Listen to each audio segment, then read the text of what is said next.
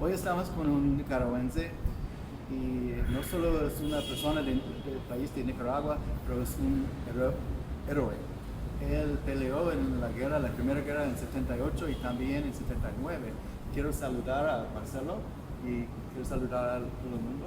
Mucho gusto, me llamo Marcelo Pereira. Soy de extracción pobre, familia pobre, y soy uno de los tantos jóvenes que lucharon en Nicaragua por la libertad del pueblo en varias guerras. Nosotros éramos jóvenes. ¿Cuántos años tenías cuando peleaste en la primera guerra en 78? En la primera guerra yo tenía 16 años, en la primera guerra. Muy joven. En la segunda fue 17 y después sucesivamente 18, 9 años más que estuvimos peleando en la montaña con la contrarrevolución. La mayor parte de los jóvenes de aquí en Nicaragua no tuvimos una juventud. Eso es lo que quería preguntarle, ¿cómo fue tu juventud? Como cuando era niño, ¿cómo era la vida? Antes de cuando empezó la guerra y antes. Yo le dije a ustedes que venía una familia pobre. Mamá hacía tortillas, yo salía a vender a las calles tortillas. Éramos 6 hermanos. Eran privilegiados aquellas personas que iban a clase, las universidades y todo, a favor de los ricos. Entonces yo miraba que por qué otros jóvenes iban, por qué nosotros los pobres no podíamos ir a un colegio. Y eso me motiva más, me motivó pues, de que miré de que la clase más pobre no querían de que nos preparáramos, querían humillar, o sea, tenerlo en la... De tus niños, ¿quién era el presidente de Nicaragua? Siempre en mi niñez era el presidente, hubieron 2 presidentes, 3 presidentes. El primero fue un hijo de Anastasio Somoza García que se llamaba Luis Anastasio II García. Después fue otro presidente llamado René Chico, que era de León, pero el caso es de que los Somoza, solo ellos querían estar en el poder. Al llegar este presidente, de que era de la ciudad de León, ellos lo envenenaron, le dieron una gaseosa, veneno, y el pobre murió del corazón. Entonces volvió a surgir el nuevo hijo de Somoza, que se llamaba Anastasio Somoza García, el que quería exterminar a la juventud nicaragüense. Entonces vamos a continuar en el año 78 y lo que pasó con Marcelo durante esa época de su vida. Cuando ya tenía yo 14 años, ya me integré a un movimiento estudiantil de secundaria, una organización que era parte, una intermedia para llegar a la organización guerrillera que era el Frente Sandinista. Entonces, Y todo ese grupo era basado en lo que empezó Sandino en los años en las 30. es correcto, porque Carlos Fonseca, el máximo fundador del Frente Sandinista, siguió los ideales de Sandino, ya, y él fue el persecutor de toda esa historia que nos transmitió después a nosotros los jóvenes. Entonces cuando nosotros comenzamos a organizarnos dentro de esos movimientos, el Frente Sandinista, los guerrilleros, que eran propios guerrilleros, algunos compañeros nos cogieron como correo. La palabra correo era llevar armas, llevar algún documento a una casa de seguridad donde estaba algún compañero o una célula de guerrilleros que nadie sabía. Entonces uno lo llevaba, comenzaba a trabajar así, comencé a trabajar así sucesivamente con ellos. Cuando hubo un tiempo que para el 10 de enero de 1978, en las calles céntricas de Managua, el director y doctor Pedro Joaquín Chamorro, director del diario La Prensa, es asesinado por los soldados de Somoza, unos matones, porque ese director denunciaba todos los crímenes y barbaridades que hacía la dictadura. Entonces más me motivó a mí y al pueblo nicaragüense. El pueblo se levantó en armas, ¿ya? Y comenzaron después las grandes manifestaciones que hacía el pueblo en contra de Somoza, y las cárceles se llenaban de jóvenes presos. ¿En todo el país? En todo el país. En todo el país era la manifestación, en el diario, en la mañana, en la tarde, en la noche.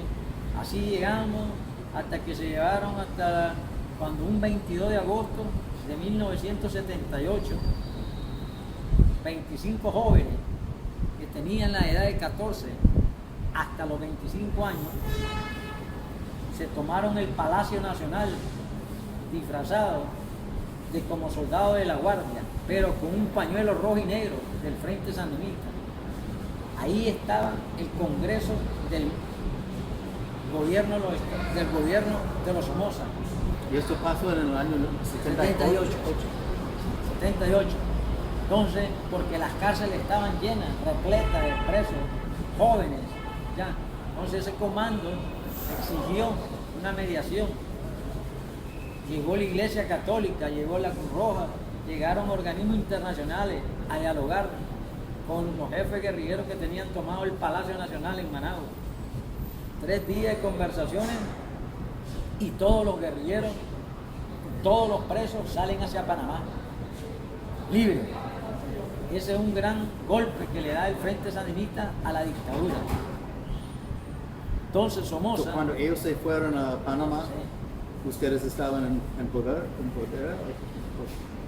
Nosotros, cuando ellos sí se fueron a Panamá, sí, nosotros ya estábamos aquí, preparándonos para la primera guerra en Nicaragua. Entonces, cuando se da eso, el pueblo ya no quería, porque era un delito ser joven en Nicaragua.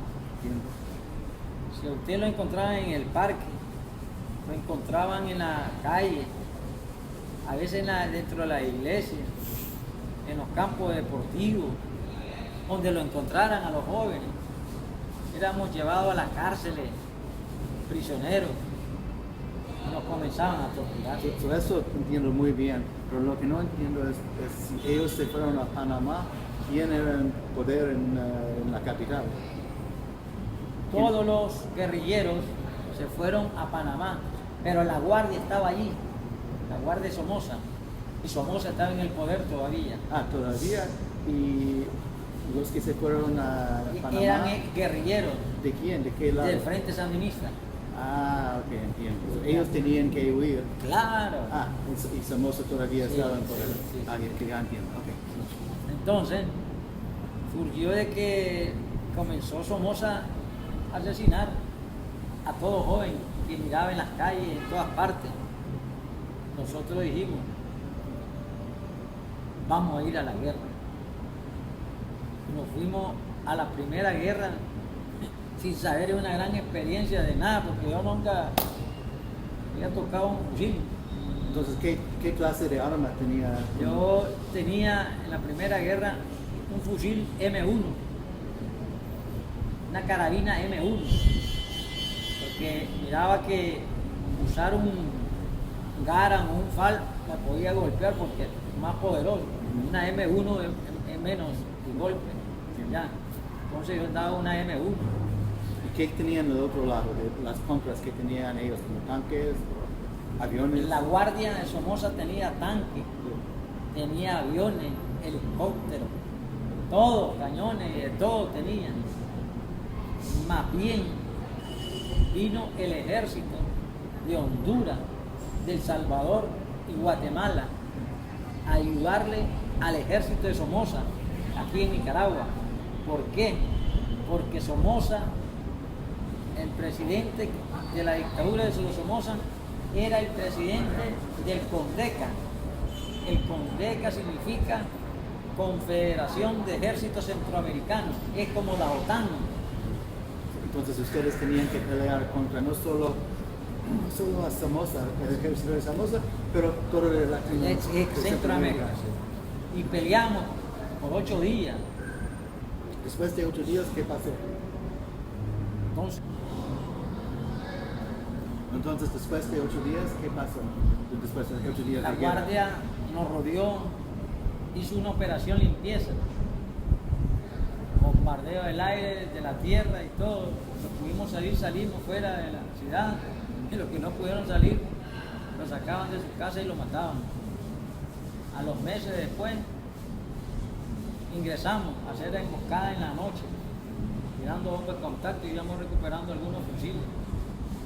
Después, Cuba, Panamá, Venezuela, México y Bélgica donaron miles de fusiles, ametralladoras, bazucas para todos los guerrilleros en Nicaragua. Entraron Para las sandinistas, para los sandinistas para ustedes. y nos fuimos a la Segunda Guerra en 1973. Ahora sí le dijimos a Somoza, prepárate. Ustedes estaban mucho más preparados la segunda Claro. vez, con sus más fusiles, más confianza. Porque en la Primera Guerra, nosotros nos fuimos a la guerra con bombas de contacto hechas en las casas, bombas molotov, machete, cuchillo, piedra, una pistolita 22, un rifle 22, armas de cacería. Así nos llegaron una guerra. Pero usted no tenía un M1. Claro, había algunas armas potentes que se las destinaban a compañeros que eran más viejos dentro de la guerrilla. Right?